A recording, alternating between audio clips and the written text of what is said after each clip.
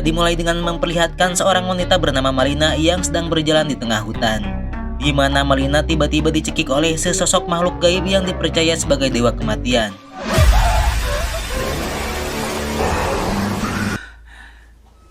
Dan ternyata itu hanyalah mimpi buruk Malina yang mungkin Malina sedang banyak pikiran, di mana Malina sendiri tinggal bersama sang suami yang bernama Andri dan mereka hidup bahagia di tengah konflik yang sedang menimpa negaranya.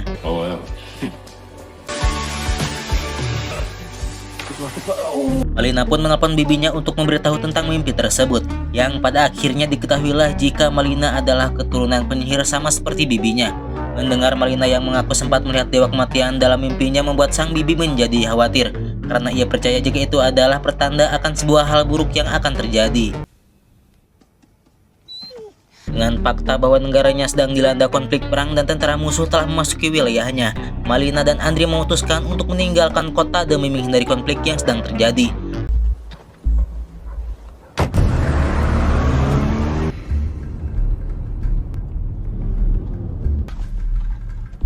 Namun tentara musuh rupanya telah memblokir semua jalan yang ada, sehingga mereka berdua tidak bisa pergi kemana-mana. Sampai Malina teringat dengan rumah bibinya dan menyarankan untuk pergi ke sana saja melalui jalur hutan. Malina dan Andri pun langsung berangkat menuju rumah bibinya, tetapi malah menghantarkan diri mereka kepada beberapa tentara musuh yang kebetulan sedang berjaga di hutan tersebut. Ketegangan pun dimulai ketika para tentara ini mulai memeriksa identitas mereka berdua, di mana salah satu tentara yang curiga pun mulai bersikap tidak sopan dengan menurunkan resleting jaket Malina. Andri yang tidak terima istrinya diperlakukan seperti itu pun mulai mengambil pistol yang dibawanya.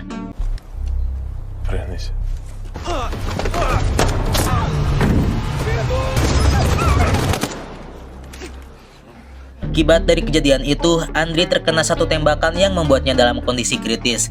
Malina berusaha menolongnya dengan cara membacakan mantra sihir, namun tampaknya sudah terlambat karena Andri keburu meninggal dan dibawa oleh dewa kematian.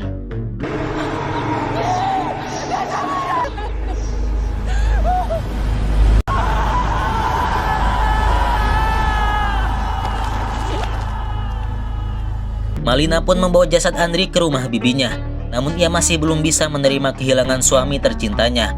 Dengan latar belakang sihir yang telah diwariskan secara turun-temurun, Malina meminta izin kepada bibinya untuk melakukan sebuah ritual terlarang yang dapat memaksimalkan seluruh kemampuan sihirnya untuk balas dendam.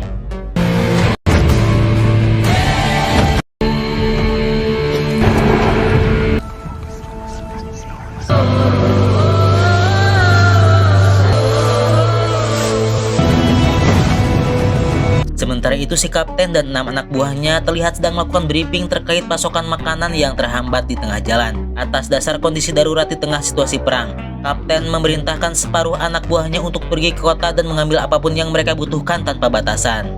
Отже, жодних сентиментів. Tempat pertama yang mereka datangi adalah kediaman seorang kakek yang hanya tinggal bersama dengan cucu semata wayangnya. Mereka secara brutal menghantam kakek tersebut hingga terkapar dan langsung memasuki rumah untuk menjarah apapun yang ditemukan.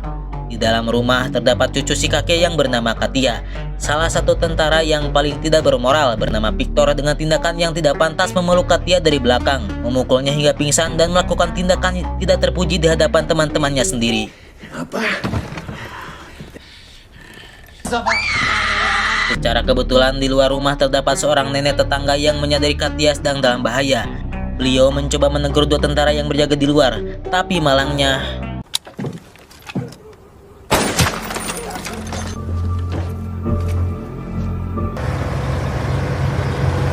Victor dan kawan-kawan tidak hanya menjarah makanan, tetapi juga membawa Katia dan mobil milik si kakek.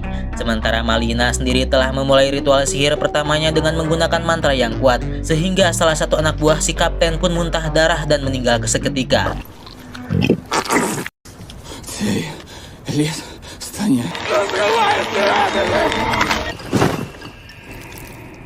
Telah menganggap bahwa apa yang terjadi pada anak buahnya hanya serangan jantung biasa, kapten yang merasa risih dengan kelakuan Victor pun menyuruhnya untuk segera membuang Katia jauh dari camp tersebut. Katia yang malang pun akhirnya ditemukan oleh Malina yang kebetulan langsung mengajaknya untuk melakukan tindakan balas dendam.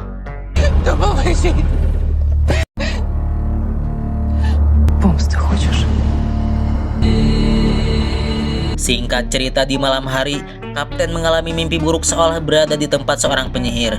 Ia sebenarnya takut dengan kenyataan bahwa sihir itu ada, tetapi karena terlalu keras kepala, ia memilih untuk tidak memperdulikannya. Santet Malina terus berlanjut, kali ini menimpa Victor yang tiba-tiba mengalami pendarahan di area internalnya yang parah. Hal ini membuatnya merasa sakit yang luar biasa. Namun karena malu harus memberitahu yang lain, Victor memilih untuk merahasiakannya saja.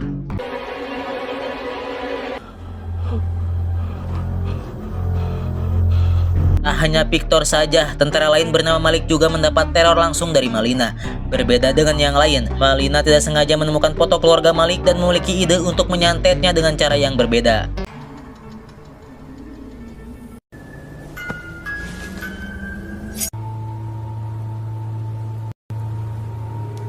Lalu ada satu tentara yang mendapat tugas berjaga. Ia disihir seolah-olah melihat beberapa uang yang tergeletak di atas tanah. Tapi tiba-tiba esokan paginya, tepat saat kapten dan pasukan akan melakukan apel pagi, mereka mendapat pesan teks yang sama, yaitu hutan ini akan menjadi kuburanmu. Dengan nalar dan logikanya, kapten pun meyakinkan seluruh anak buahnya bahwa ini hanyalah strategi musuh untuk menyerang psikolog dan mental mereka. Namun tak lama kemudian, muncullah satu tentara yang ketakutan. Ia mengajak kapten dan kawan-kawan untuk melihat satu lokasi yang sudah dipenuhi oleh pernak-pernik ritual yang menyeramkan. Masih dengan alasan yang sama, yaitu strategi musuh. Kapten dan anak buah pun tidak merasa ketakutan sedikit pun. Sampai mereka mencari di mana si penjaga semalam berada, barulah di situ mereka ketakutan saat melihat si penjaga sudah terikat di atas pohon dengan mulut yang dijahit rapat.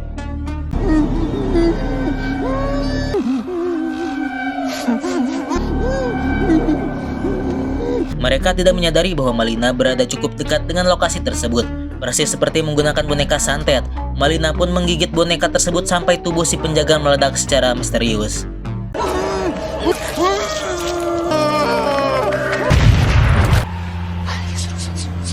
Malina kembali melakukan ritual untuk meningkatkan kekuatan sihirnya. Ritual ini adalah ilmu terlarang yang juga perlahan mengubah fisik Malina menjadi seorang penyihir yang buruk rupa.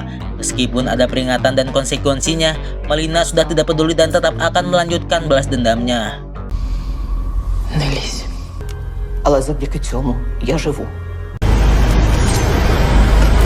Kembali ke camp si kapten, kali ini giliran Malik yang terkena sihir.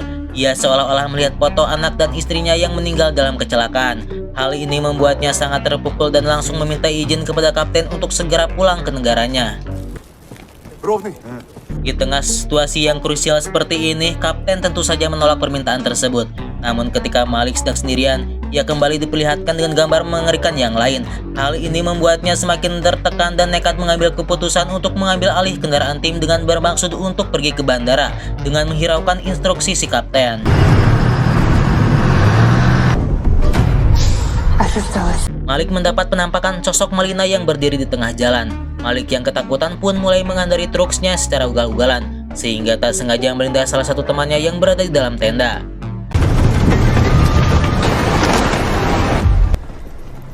Kapten dan anak buah pun mencoba menyadarkannya dengan cara menghajarnya ramai-ramai.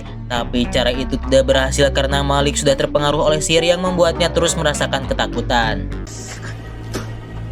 Esokan paginya, tepat saat kapten dan anak buah baru bangun, tentara pribumi pun melakukan serangan yang membuat mereka semua kelang kabut. Satu tentara yang menjadi pelaku penembakan nenek di depan rumah Katia pun akhirnya mendapat gilirannya.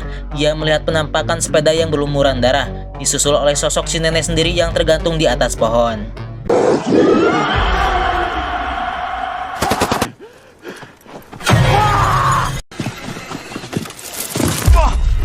Tak lama kemudian, muncullah si kapten yang tiba-tiba bersikap aneh dengan membuat tanda pada dahi si tentara.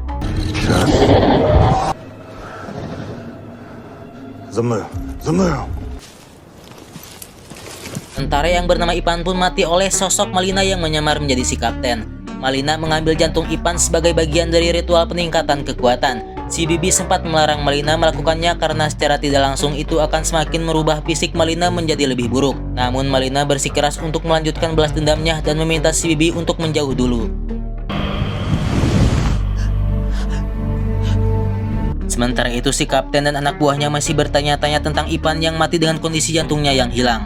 Pada titik ini, logika dan akal sehat mereka pun mulai goyah ketika menyadari bahwa insiden yang terjadi semakin lama semakin tidak masuk akal.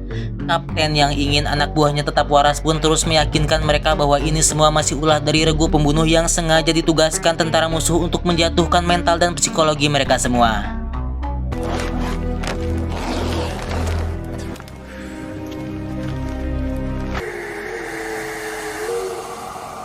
Mereka dikejutkan oleh kemunculan asap tebal yang entah dari mana asalnya. Malina tiba-tiba muncul tepat di hadapan si kapten dan anak buahnya untuk memperingatkan bahwa waktu sudah hampir habis dan mereka akan mati di tempat ini. Apakah спите? Спите. Esokan harinya setelah tersadar dari pingsan, mereka kembali dikejutkan oleh menghilangnya jasad si Ipan. Masih dengan teori regu pembunuh, kapten dan anak buahnya pun memutuskan untuk melakukan pencarian, sementara Victor akan tetap di sana menjaga camp.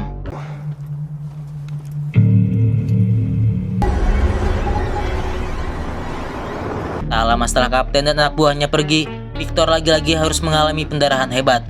Muncul seekor kelabang dari anunya sehingga Victor yang ketakutan pun segera mengendarai mobil untuk mencari seorang dokter.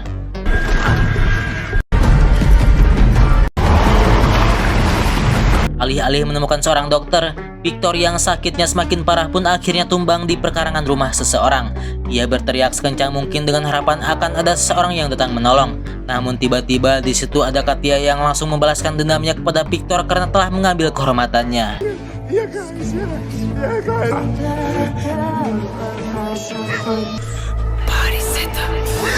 Beralih ke si kapten dan anak buahnya seketika terhenti saat melihat beberapa potongan tubuh Ipan yang terkait pada ranting pohon. Malik yang sejak awal sudah kena pengaruh sihir pun semakin merasa ketakutan dan memutuskan untuk menembak kepalanya sendiri.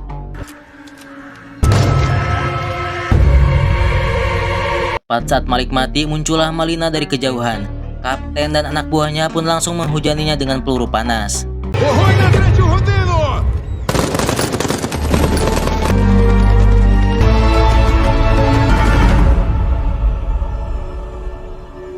Alhasil Malina pun terkena peluru. Meskipun Malina terluka oleh beberapa peluru yang bersarang di tubuhnya, ia masih bisa mengeluarkan peluru tersebut berkat kekuatan sihir yang kini sudah ia kuasai. Berdasarkan jejak darah Malina, kapten dan 3 anak buah yang tersisa pun akhirnya berhasil menemukan kediaman si bibi tempat Malina berada. Tentara bernama Kevin dan Reja pun diperintahkan untuk berjaga di luar, sementara si kapten dan Bobby akan masuk terlebih dahulu.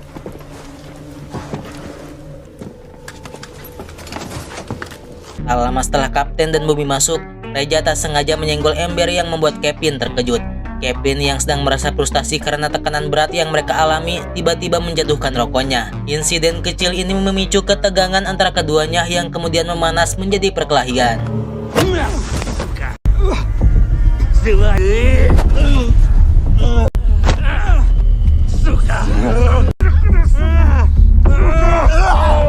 Reja berhasil mengalahkan Kevin dengan cukup mudah. Kevin yang tidak terima dikalahkan oleh seorang junior pun langsung mengambil senjatanya.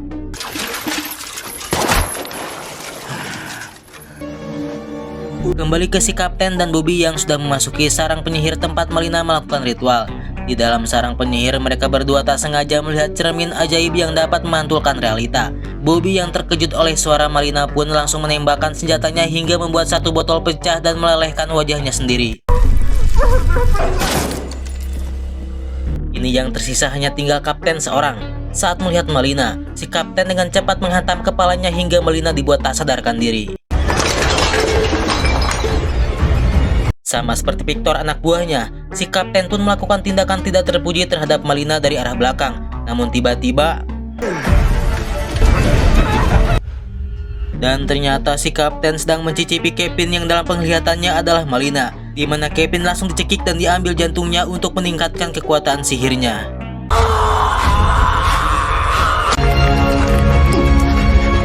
Si kapten dengan cepat menyandar si bibi yang baru datang. Namun karena pistolnya kosong, si bibi berhasil lolos dan Malina langsung memukulnya hingga pingsan.